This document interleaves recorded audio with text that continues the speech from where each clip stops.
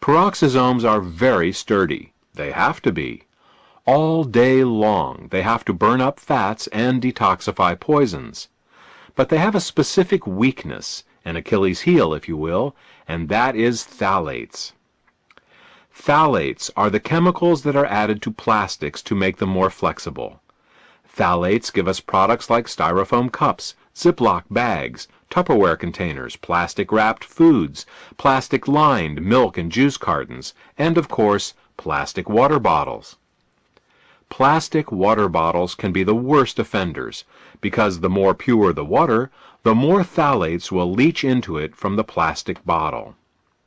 It's a cruel irony that health-conscious people who drink bottled water are actually taking in more toxins from their plastic water bottles than they would get from drinking unfiltered city tap water. Even little babies get soft plastic teething toys, plastic pacifiers, and plastic formula bottles containing phthalates.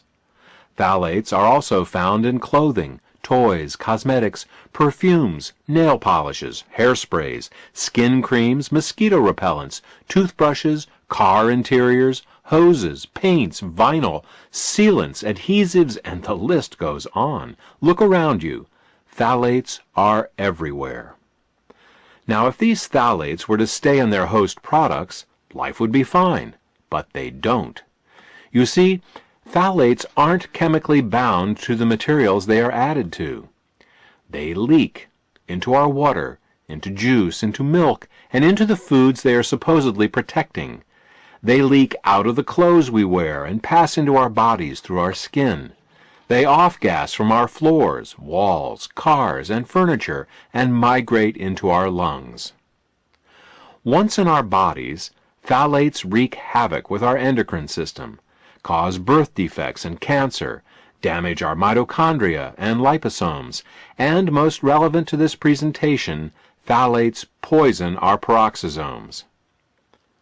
The first signs of phthalate toxicity showed up in the Korean and Vietnam Wars, where injured soldiers would occasionally go into shock and die within minutes of being given blood from plastic IV bottles.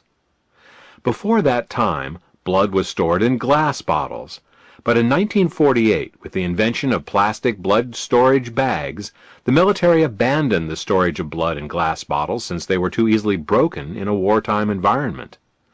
Unfortunately, the phthalates leaked from the plastic bags into the stored blood and then were poured directly into those poor soldiers' bodies. Many good men died not from their wounds, but from phthalate toxicity. Medical researchers, who noticed that a greater number of men died of shock in these modern wars, attributed that fact to the hotter climates, but phthalates were the more likely culprit. Now, peroxisomes can take a lot of damage. In fact, they are specifically built to be able to break down toxic chemicals, but they can't handle phthalates. And these are the very toxins to which we are most frequently exposed. In fact, phthalates are the #1 toxin in the body. An amazing 3 milligrams of them may be absorbed in a single day. Put another way, you will eat, drink, or inhale over 18 teaspoons of phthalates in your lifetime. Many health-conscious people now eat organic foods to minimize their pesticide exposure, which, of course, is an excellent idea. But what they are unaware of is that phthalates are even more toxic than many pesticides, and that in an average day we absorb many more phthalates than we do pesticides. So, to keep the peroxisomes healthy, the first thing you have to do is to get the plastic out. You can do this by minimizing your exposure to plastics. Unfortunately, avoiding all plastics is virtually impossible in the modern world, which brings us to the second thing we need to do.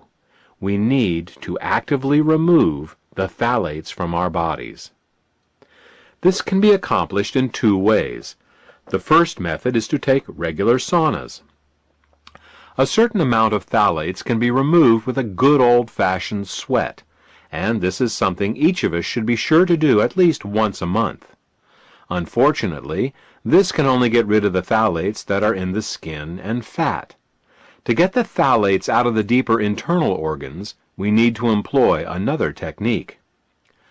To get the deep-seated phthalates out of the body, we need to use our innate glutathione detoxification system. Glutathione is the body's main detoxifier, and, fortunately, it can remove phthalates.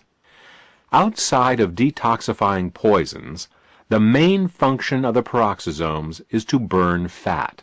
So, when our cells sense that fat and oil consumption has increased, they produce more peroxisomes to help metabolize them.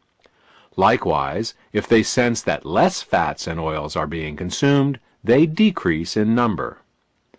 One of the main ways that our cells determine how much fat and oil we are consuming is to monitor the level of cetosterols in our body. Since cetosterols are always found in fats and oils, this gives the cells a way to determine the amount being consumed, and then to increase or decrease peroxisome production accordingly. This peroxisome regulation system worked flawlessly, right up until the time fats and oils began being mass-produced in the last century. You see, fat and oil production companies don't like cetosterols. Cetosterols gum up their multi-million-dollar processing equipment. They make their products cloudy and give them a taste and odor some people find objectionable. They also cause their products to have a shorter shelf life. So what did these companies do? You guessed it. They filtered out all the cetosterols from their products. So what happens when you eat these unnatural cetosterol-free foods? The cells are misled into thinking that the fat and oil consumption is much lower than it actually is. Over time, this causes a decrease in the number of peroxisomes. Since peroxisomes burn fat in the cells, less peroxisomes mean less fat-burning capability. This can cause fat to be put in storage around the body, and not just in the thighs and around the waist. In fact, fat can accumulate virtually anywhere in the body.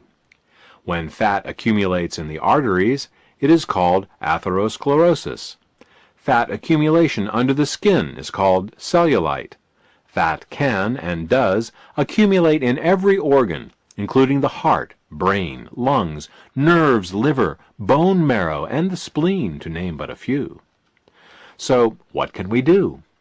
First, stop eating refined fats and oils.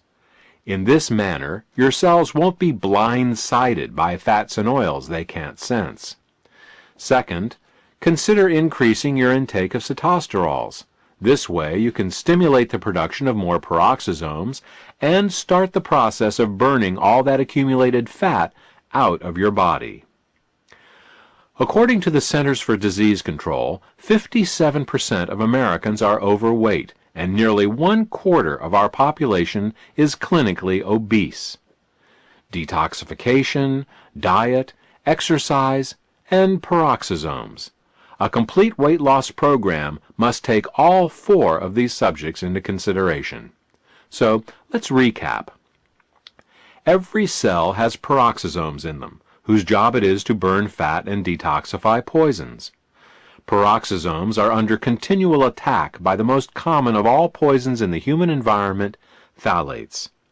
Peroxisomes are also artificially decreased in number due to cetosterols being processed out of our foods.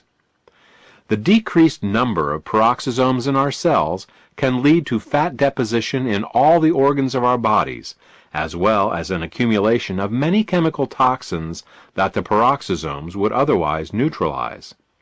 The solution is fourfold. 1. To avoid phthalates whenever possible. 2. To break into a good sweat at least once a month to sweat out some of the phthalates. 3. To support our glutathione detoxification systems so we can detoxify those phthalates we can't sweat out. And 4. To increase our cetosterol intake so as to stimulate the production of more peroxisome.